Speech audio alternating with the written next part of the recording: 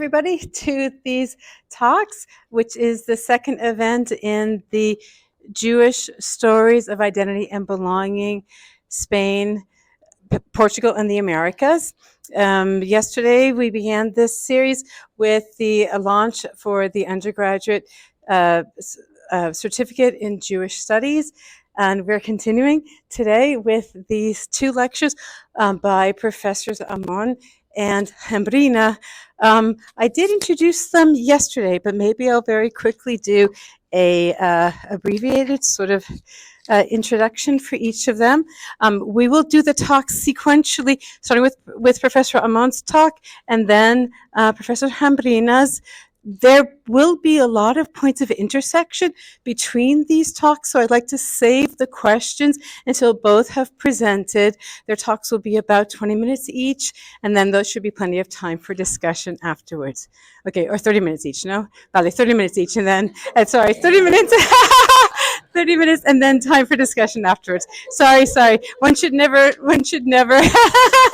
Exactly. It is a very classic misunderstanding, though, whether you have a 15-minute, 20-minute, or half an hour conversation. So there we go. So Dr. Amon is an adjunct professor at Washington University School of Law and director of academic research at the Jewish Heritage Alliance, a global educational organization dedicated to promoting the legacy of Sefarad, or Iberian Jewry, to the world at large. He graduated summa cum laude in medieval history with highest honors for his thesis on the Spanish Inquisition. He then earned a JD LLM in dispute resolution and a JSD or PhD in law in comparative criminal procedure, all from WashU in St. Louis.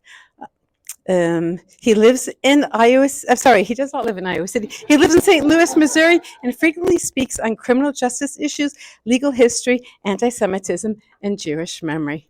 Thank you.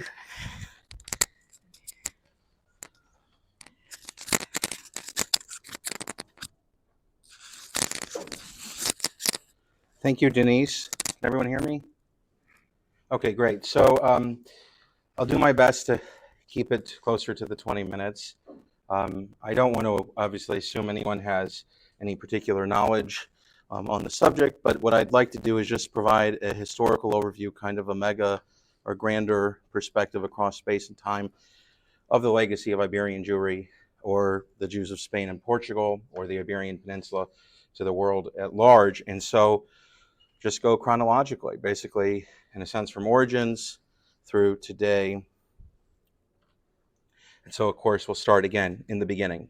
The origins of Sefarad, the Jews of the Iberian Peninsula. Now, longstanding speculation places the arrival of Jews perhaps as far back as King Solomon, but there's certainly a communal presence in the time of the Roman Empire in the first few centuries of the Common Era. This is confirmed by the documentary and archaeological record.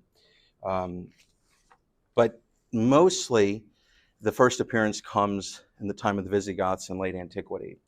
Following the collapse of the Western Roman Empire in the late 5th century, the Visigoths, this Germanic tribe, they conquered the Iberian Peninsula as other Germanic tribes, the so-called barbarian invasions, did throughout Western Europe as the Roman Empire again splintered, fragmented, and dissolved. Now, initially, the Visigoths were not Catholic. They were non-Trinitarian. They were relatively tolerant of Jews, pagans, and other Christians. But in 587, King Recared, as seen in this painting, adopted Catholicism in an effort to unify church and state. And this marks the beginning of anti-Jewish legislation, really on the Iberian Peninsula. A succession of ecclesiastical synods or church councils restricted Jewish liberties, confiscated Jewish properties, mandated the forcible baptism of children born to mixed marriages.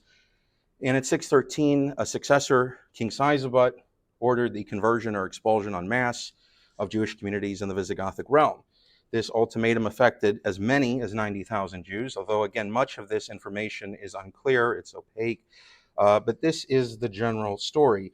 The majority appear already at this point to have submitted to nominal baptism in order to remain. Others fled to France and North Africa.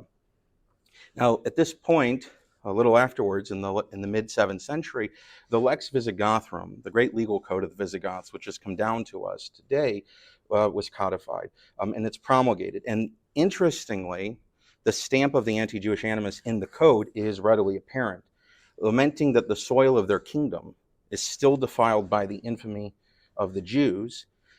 It significantly decreed in a clause that Jews, whether baptized or not, are forbidden to testify in court.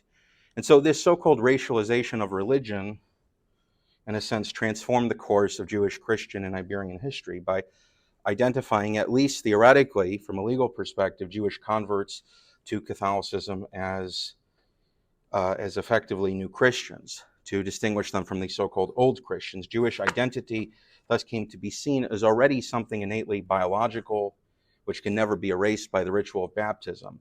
And so the thousands of Jewish converts, right, to Catholicism during the reign of Sisebut, as aforementioned, were placed in a new category, officially viewed as Catholic, but regarded with suspicion on account of their Jewish ancestry. And again, although the details remain obscure, it appears this time period gave birth to the crypto-Jewish phenomenon in Iberian history. And near the end of Visigothic rule, marked by horrific persecution, a decree was even issued that Jewish children over 7 were to be raised by Christians, and the remaining Jewish communities were condemned to virtual slavery. This changes greatly with the Muslim conquest, or invasion, as it's sometimes referred to. In 711, under the leadership of Tariq ibn Ziyad, the Muslims conquered most of the Iberian Peninsula within a decade, ending Visigothic rule. And under Islam, with the capital at Cordoba, Jews became well represented in many occupations, such as medicine, commerce, science, and crafts. And of course, as you can also see, the Christian kingdoms in the north of the peninsula are effectively petty and disunited. They really couldn't pose a great military threat to the advancing Islamic forces. As a result of this openness and tolerance, at least to some extent, the so-called golden age of Sefarad or Sephardic Judaism, marked by the efflorescence of what has come to be called convivencia or amity between Jews, Christians, and Muslims, between adherents of the Abrahamic faiths, emerged in the 200 years or so from the 10th to the 12th centuries. This is not to say there was no persecution. It's not to say there was perfect equality. There's not. Jews and Christians certainly were not equal. But it was a unique period in the sense that there was relative tolerance, and adherents of these faiths worked together in various fields of human endeavor, in mathematics, and history, and philosophy, poetry, and astronomy, as we all noted the eclipse yesterday, searching for an underlying truth common to them all. And ancient communities in Sefarad were rejuvenated, and significantly, the geographical, cultural, and numerical center of world Jewry really shifted to the Iberian Peninsula at this point. This epoch and collaboration between the faiths reached its end really with the collapse of the Umayyad Caliphate, followed by the incursion of the puritanical Muslims, the Almohads, in the mid-12th century, who compelled Jews and Christians to convert to Islam, leave, or be killed. And many Jews left, including famously the sage, polymath, and philosopher Maimonides, the Rambam, Moses ben Maimon, who eventually found refuge in Cairo, serving as physician to Saladin. Now, Christian kingdoms and principalities in the north, reunified, began to reconquer Muslim territory in a process that lasted hundreds of years, known as the Reconquista, at least from the Catholic perspective, the reconquest of the peninsula. And by the mid-13th century, the last bastion really of Iberian soil, which was in Muslim hands, was, of course, the Kingdom of Granada in the south of Spain, or Al-Andalus. We must note, however, that a simple dichotomy that Muslims are good for Jews, Christians are bad for Jews, didn't always align perfectly. Certainly the Almohads were horrible, extensive persecution. And there were some enlightened Christian rulers, such as Ferdinand III of Castile, the king of the three religions, his son Alfonso X, the wise, El Sabio, who actually valued Jewish and Muslim contributions. He translated great works from Hebrew, Arabic, and Latin into Castilian or Spanish. And so the position, though, of Jews really thereafter markedly deteriorated. Now, Islamic control in Portugal had ended much earlier, when Christians en route to the Holy Land during the Second Crusade reconquered Portugal in 1147. And so the Kingdom of Portugal thus emerged already 3.5 centuries before Spain's unification in 1492, when Columbus sailed the ocean blue. And in gratitude for Jewish assistance, King Afonso I of Portugal, he invested Yahya ibn Yahya, the chief rabbi, the Arabi Moor, with land and titles. And so successive monarchs gave Jews widespread communal autonomy in Portugal. Thus, there was a very close relationship between monarch and chief rabbi in Portugal from a very early age. By the mid-14th century, however, the Black Death, the greatest pandemic in human history, came. It killed an estimated 1/3 to 60% of the European population within a few short years.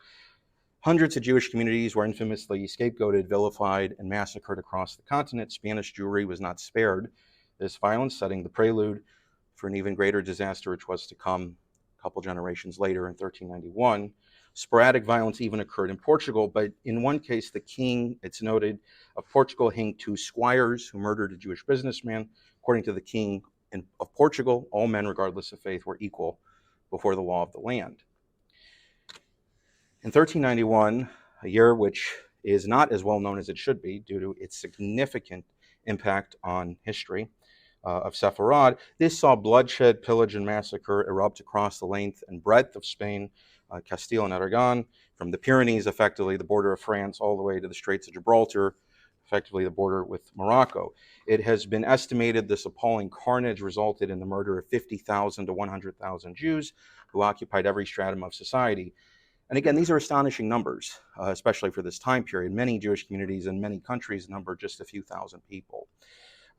Yet the most significant effect of 1391 is not the killing, it's the fact that tens of thousands of Jews thronged to the baptismal fonts to save their lives and those of their children. And you can just see, though, the impact in various communities. The community in Seville or Sevilla was destroyed, 4,000 Jews killed. Less than 10% of Jews in Valencia escaped death or conversion, and famously Solomon Halevi, the chief rabbi of Burgos, converted, became Pablo de Santa Maria, the archbishop of the same city. Kind of had a lateral move, career move as it were. And many of these conversos appear to have retained fidelity to their ancestral faith and brethren, often continuing to live alongside their former co-religionists in traditional Jewish quarters. But certainly as we enter the 1400s, there is a sense, I think, there is a marked deterioration. And societal attention increasingly came to focus upon these conversos, or new Christians, the Cristianos Nuevos in Spain, who are increasingly viewed by many as Jews in all but name and Christians in nothing but form. And shorn of the restrictions they had faced as professing Jews, they rapidly rose to the highest ranks of society. In many areas, business, government, the judiciary, even the church itself. And in 1449, the city of Toledo, under Pedro Sarmiento, institutionalized discrimination for the first time against progeny of Jewish converts on the grounds of so-called racial purity, purity of blood, known infamously in Spanish as limpieza de sangre. Reminiscent of the Lex Visigothrum's racialization of religion centuries earlier, the Sentencia Estatuto barred individuals of Jewish descent from holding civil or ecclesiastical offices, testifying in legal proceedings, or holding authority over old Christians. And the basis was that this Jewishness was somehow forever present in the blood. Now, significantly, it sparked opposition. It was not accepted writ large by the society. Alfonso Diaz de Montalvo emphasized the common origin of Judaism and Christianity, noting that the Virgin Mary and the apostles had all been Jews. Juan de Torquemada, a Dominican cardinal, also spoke against the statute, as did Alonso de Cartagena, the bishop of Burgos and son of Pablo de Santa Maria, the former chief rabbi Solomon Halevi. And Cartagena argued that the Catholic Church was the natural home of the Jews and that it was the Gentiles who had actually been invited to join them. Even Pope Nicholas V condemned the statute, proclaiming that all the faithful formed one flock and were all subject to the offices and benefits of society. This conviction was also staunchly opposed to traditional religious doctrine underpinning Catholic dogma for centuries. Indeed, had not the Apostle Paul, formerly Saul of Tarsus, who church tradition holds actually journeyed to Spain in the first century to preach the gospel, presumably to Jewish communities, had he not written his epistle to the Galatians, there's neither Jew nor Greek, there's neither bond nor free, there's neither male nor female, for ye are all one in Christ Jesus, right? The collective union was supposed to extinguish all differentiating characteristics. Despite this controversy, the law of 1449 really marked a key turning point.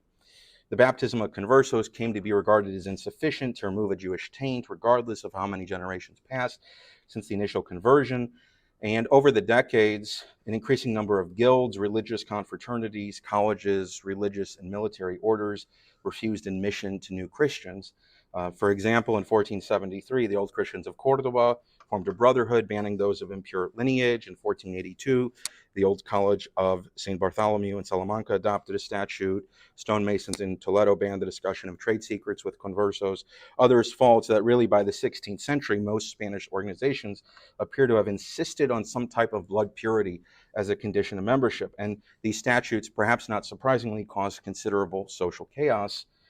As Catholics, right, these conversos, unlike Jews or openly professing Jews and Muslims, were now subject to inquisitorial jurisdiction and punishment if they were suspected of heresy. And of course, this culminates, right, in 1478. Pope Sixtus IV had authorized the Spanish monarchs, Ferdinand and Isabella, to appoint inquisitors to definitively engage with the question of the religiosity of these new Christians, to ferret out the heresy of Judaizing or practicing Judaism in secret. The institution it spawned from this papal bull would change the world. It would last for nearly 3.5 centuries. In 1481, they set to work, and in 1483, Tomas de Torquemada, a nephew of the cardinal who had condemned the Sentencia Estatuto, became Inquisitor General, and under him the fires of fanaticism lit up the skies of Spain. One chronicler observed that by the end of the 1480s, the Inquisition's first decade of existence, over 700 conversos were burnt at the stake, and over 5,000 were reconciled to the church after undergoing a type of penance. I'll talk more about that tomorrow. And this was but a taste of the discrimination and persecution which was to come over the following decades and centuries. The purity blood laws and the Inquisition now began to work in tandem. In January of 1492, Ferdinand and Isabella conquered Granada, completing the Reconquista, ending nearly 800 years of Islamic rule on the Iberian Peninsula, desiring to unite Spain under the Catholic faith. Continued Jewish presence threatened that key objective, and the stage was thus set for arguably the greatest catastrophe to befall the Jewish people between the destruction of the Second Temple in 70 CE by the Romans and the Holocaust, which is, of course, still in living memory. On March 31st of 1492, just a couple months later, the Edict of Expulsion, or the Alhambra Decree, was signed in Granada. Again, signed in this splendid or magnificent citadel, palace, fortress at the base of the Sierra Nevada mountains in Granada, which is a UNESCO World Heritage Site. Today, the decree commanded all Jews, old and young, rich and poor, men and women, to vacate their ancestral homeland of 1,500 to 2,000 years within, at most, it appears, 120 days, talking no more than 4 months. And the deadline was later extended a few days to August 2nd or so, corresponding to on or near Tisha B'Av, right, the great day of lamentation on the Jewish calendar that commemorates the tragedies that have befallen the Jewish people. Now, estimates of the numbers of exiles range quite wildly and widely. Hundreds of thousands by near contemporaries to much more modest 40,000 by Henry Kamen, a modern-day revisionist historian. And if past this prologue, the persecutions, the massacres, the sheer number of Jewish converts to Catholicism, particularly from 1391, makes the higher numbers seem extraordinary. But notwithstanding whichever figure we take, the consensus appears to be that only half of the remaining Jews departed Spain in 1492, including my own ancestors. The other half converted to remain, thus coming under control of the Inquisition. And at this point, a global Sephardic diaspora emerged within the already existing global dispersion of the Jewish people. And again, although Sefarad was recreated in miniature, right, around the globe and across the centuries via memory, language, culture, cuisine, and music, the unity of Sefarad at this point was irrevocably torn asunder. While expulsions had previously occurred for Jewish communities in Europe, there's really nothing comparable in scale or scope to 1492 Spain, where, again, tens to hundreds of thousands of Jews were evicted in a matter of months.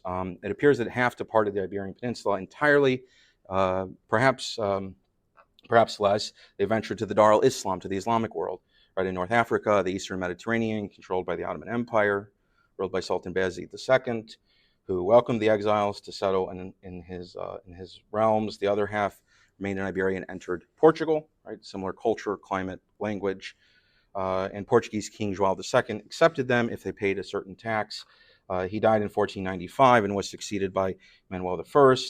Just again to mention, though, Bayezid actually sent ships under Admiral Kemal Reis, very famous at the time, to the ports of Cadiz and Seville or Sevilla to take Jews and Muslims if they wished to leave. And the Sultan facilitated their resettlement in the Dar al-Islam, in the Islamic world. And famously, it's probably an apocryphal statement, but it certainly, I think, expresses the sentiment both Jews and of the Ottomans, you call Ferdinand a wise king, and expelling the Jews, he impoverished his own country and enriched mine. And while this is certainly a traumatic event for those who lived through it, a global Jewish reunion of sorts took place because the Sfaradim, when they came to the Ottoman Empire, encountered Jewish communities from whom they, in a sense, had been severed in previous centuries. They encountered, to a large extent, Romaniot Jews, been living in Greece since Byzantine times, perhaps as early as Alexander the Great, the Italian Jews who had been resident in Rome since the time of the Maccabees, right, of the Hanukkah holiday, the Musarabim, the Jews of Arab countries, Kafkazim, Jews of the Caucasus, Teimanim, Jews of Yemen, and the Ashkenazim, who were already residing in the Ottoman Empire. Portugal, desiring to wed Isabella, the daughter of Ferdinand and Isabella, Manuel was, perhaps not surprisingly, compelled by Spain to expel his Jews as well, native and refugee alike, and in 1497, 20,000 Jews who wished to depart Portugal, as many of them had Spain, arrived in Lisbon seeking ships on which to leave. Instead, Manuel ordered them forcibly converted. In one moment, sometimes called the standing baptism, because that's how quick it was, the entire Portuguese Jewish community instantly became new Christians, or Cristãos Novos. And this was really a political decision. It does not appear to have been marked by religious fervor or fanaticism, but it also marks a key distinction between Spain and Portugal. Spain had witnessed numerous waves of conversion over the centuries, with the new Christian and Jewish communities existing side by side. In Portugal, there's one mass conversion at a single moment.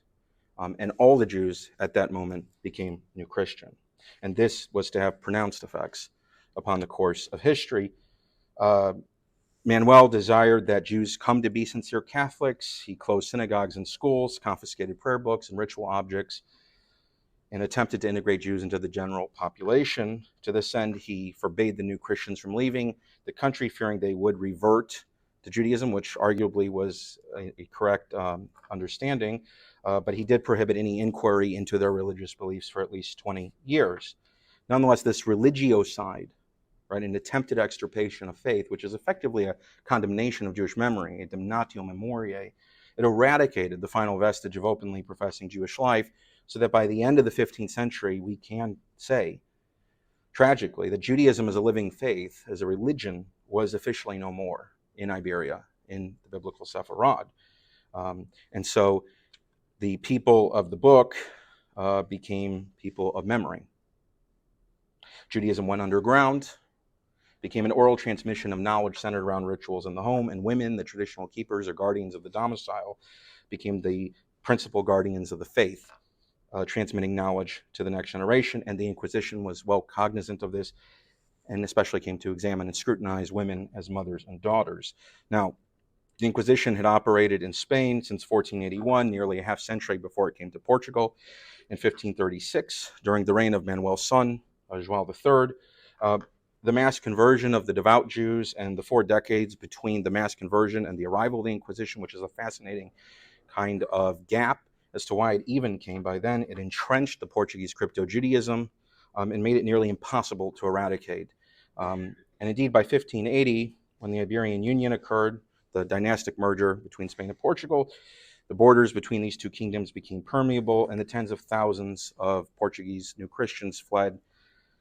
And Spanish inquisitorial records note a resurgence of suspected Judaizers at that time. Most of the accused are of Portuguese origin. Now, alongside the Inquisition and the expulsion of any remaining Jewish communities, the conversos at this time are placed in an extremely precarious situation, right? Compounded by the growing adoption of purity blood statutes everywhere. It permeates, it saturates society. As you can see, orders, the Dominicans and Franciscans are approving it, universities, cathedrals, etc. Importantly, in 1547, Juan Martinez Salesio, Archbishop of Toledo, barred conversos from membership on the Council of Toledo's cathedral. And in pressing for this requirement, he explicitly used the term race, or raza, to describe Jews, and claimed that, quote, converso lips are still wet with the perversions of their ancestors. Fray Prudencio de Sandoval, a chronicler, acknowledged that, quote, there's no divine distinction between the Gentile and the Jew, yet who can deny that in the descendants of Jews there remains and lasts the bad inclination and bad knowledge, as in the blacks, the inseparable accident of his blackness.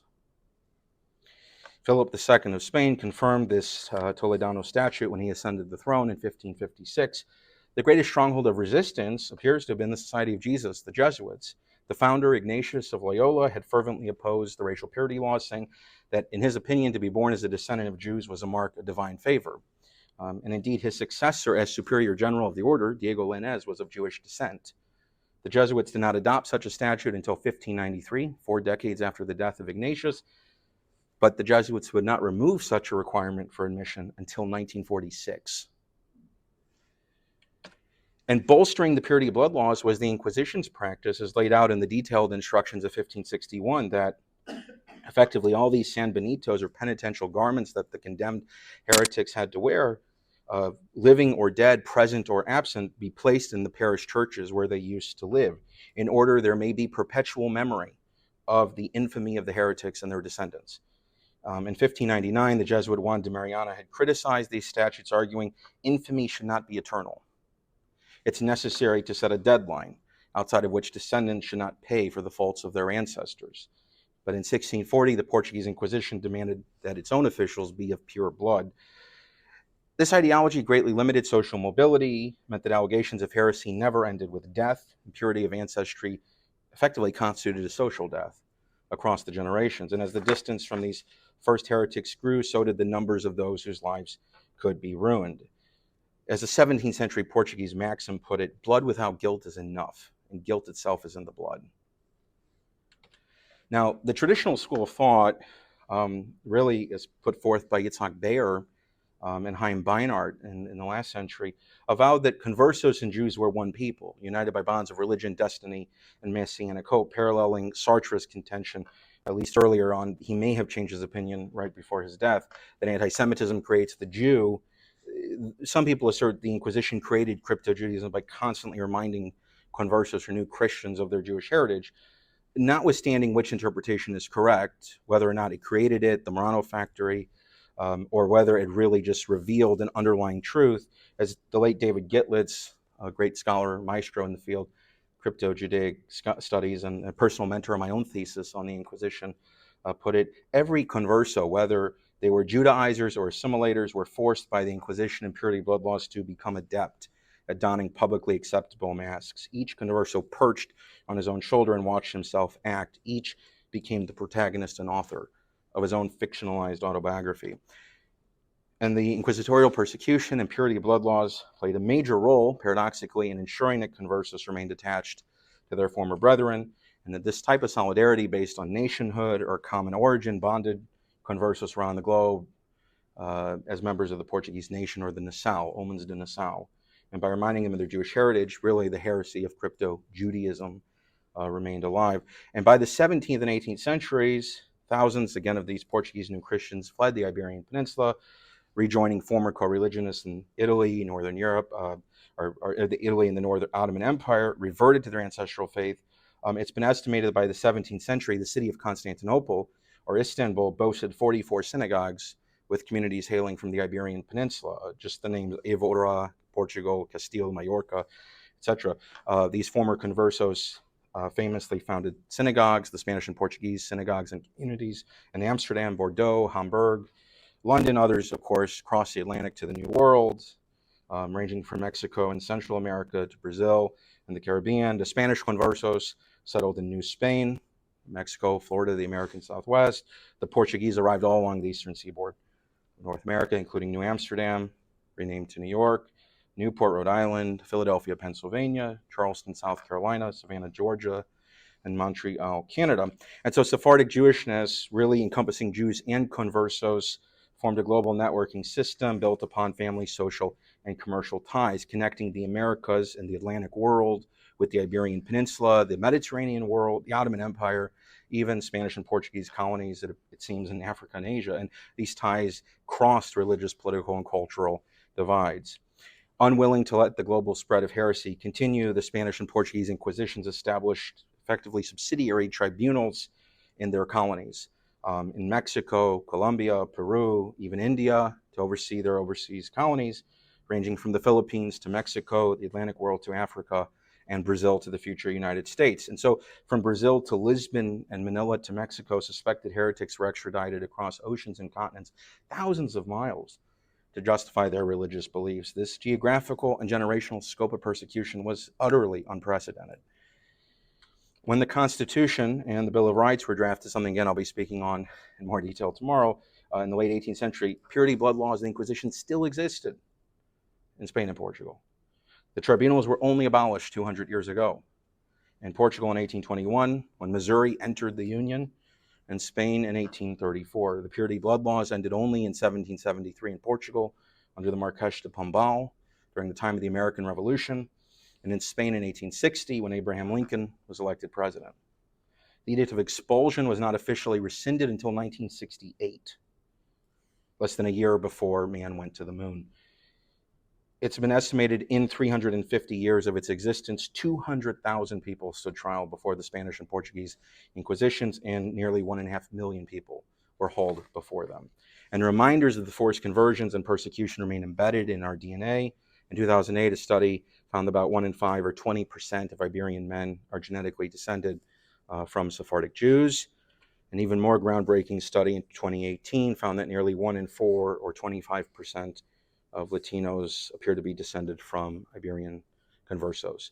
And in terms of sheer numbers, there's about 200 million people around the world who may thus be descendants of the Sephardic legacy. Ultimately, what's the legacy of Sefarad in the 21st century? Well, Jews didn't leave Iberia as a single cohesive group. They left at different times. They went to different places. And in effect, it was the experience of exile, migration, resettlement that contributed over time to the emergence of a Sephardic diaspora, Sephardic identity. The global nature of the expulsion meant that a variety of different identities began to mix. And in the late 19th century, even Spain, Portugal began to recognize this, a type of philo-Sepharadism, right? The philo-Sepharadismo, it emerged, viewing diasporic Sephardic communities as living repositories of past greatness of Spain and Portugal. And the early 20th century Spanish senator Angel Pulido, he referred to Sephardic Jews as Españoles sin patria, Spaniards without a country. They only had a yearning, they retained a yearning to return home, as seen by their language, food, music, and way of life. And wherever these communities went, again, following uprooting, persecution, forced conversion, expulsion, secret return, internal exile, or resettlement in foreign lands, they shared an Iberian past. There's no time to really get into a discussion here, but of course, as most people I'm sure know, Spain and Portugal both proffered legislation in 2015. Hundreds of thousands applied, many thousands have been rejected. There's much debate about it, but both laws have ended, which give rise again to the genuineness of the legislation and what this means for Spain and Portugal's relationship with diasporic Sephardic communities and vice versa. So in conclusion, the legacy of Sefarad is global and local, simple and complex, indelibly refracted through individual and national histories and memories, from Brazil to the United States, Indonesia to Turkey, India to Australia.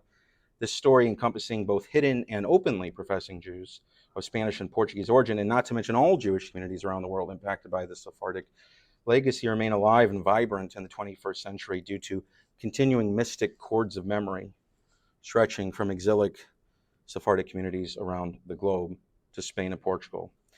I'd just like to conclude with a few final thoughts. The last 4 years, really since the death of George Floyd in Minneapolis, profoundly shifted the political and cultural zeitgeist. And worldwide protests led to challenges, right, to establish and dominant historical narratives, reappraisals of the past. Is it rewriting history or simply uncovering narratives that were previously marginalized? Well, in the world of Jewish studies, a similar ordeal, in a sense, has been occurring, and Sephardic narratives are finally included in a veritable renaissance or rebirth of its significance. And of course, I commend the University of Iowa for doing this and for joining the great rebirth. In 1937, the Jewish Museum of Berlin hosted an exhibition on the 500th anniversary of the birth of Don Isaac Abravanel, the Portuguese sage who had served at the court of Ferdinand and Isabella in 1492, who had valiantly tried but failed to prevent the Edict of Expulsion. The exhibit involved hundreds of books, paintings, drawings, and other objets d'art, and its message in the center of Nazi Germany was that Jewish cultural integration was possible.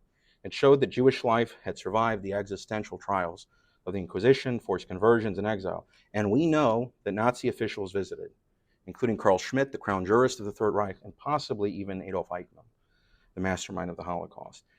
The temporal and geographical milieu could not have been more symbolic. While Kristallnacht and the final solution lay in the future, German Jews were already barred from the occupations of law, medicine, and education, and the Nuremberg laws of 1935 stripped them of citizenship, including the right to vote or hold public office, and define Jewish identity by blood. And this pathological obsession, once more, with Jews and racial purity would find its most horrific denouement, again, within our living memory. Robert Jackson, I just note, interestingly, a sitting U.S. Supreme Court justice who was chief American prosecutor at the Nuremberg trials, appointed by President Harry S. Truman to indict the surviving Nazi leaders for war crimes, the crime of aggression, and crimes against humanity. And his own closing argument, even he invoked, in a sense, the Sephardic legacy, declaring the Nazi movement will be of evil memory in history because of its persecution of the Jews, the most far-flung and terrible racial persecution of all time. The terror of Torquemada pales before the Nazi Inquisition. And yet, on the other hand, and this is my conclusion, Sefarad simultaneously invoked his nostalgia. Despite the persecution, despite the Inquisition, despite the expulsions, it's nostalgia for a lost convivencia between the Abrahamic faiths, most hauntingly evoked perhaps by Salvador Espriu, 20th century Catalan poet, who summarizes this ideal of reckoning with the past and reimagining a future. In his work, Lapel de Brau, the Bullhide, he said, when someone asks us in a harsh voice, why have you stayed here in this hard, dry land, this land soaked in blood, the Iberian Peninsula, this is surely not the best land you came upon in the long trial of your exile. With a small smile that remembers our fathers and our grandfathers, we only say in our dreams, yes, it is. And so in this enduring quest to reclaim our personal and national identity amidst a milieu of narratives, we are all fated to be born back ceaselessly into the past, and the story and the legacy and the memory of Sefarad shall echo down the ages to the last syllable of recorded time. Thank you very much.